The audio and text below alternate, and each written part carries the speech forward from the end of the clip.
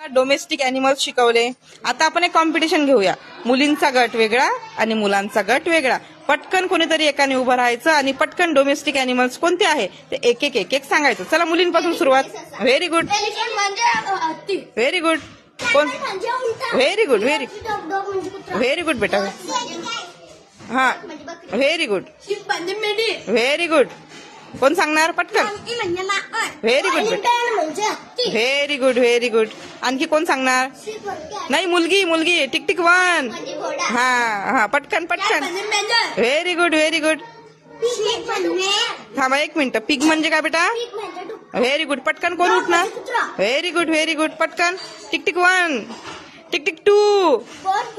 Very good very good very good. पटकन पटकन. Very good very good. चला चला पटकन. Tick tick one. काय बेटा? एलिफंट म्हणजे हत्ती. Good good very good very good. आता रिपीट झालं नाही पाहिजे. दुसरे दुसरे शोधा. पटकन शोधा डोमेस्टिक अॅनिमल्स. पटकन पटकन. हॉर्स म्हणजे घोडा. Very good. दुसरे शोधा. Tick tick one. हा परत परत. झालेलं आहे बेटा डॉग. दुसरं दुसरं पटकन पटकन पटकन आठवा. शीप म्हणजे मेंढी. Very good very good. पटकन आठवा. Tick tick one. Tick tick to.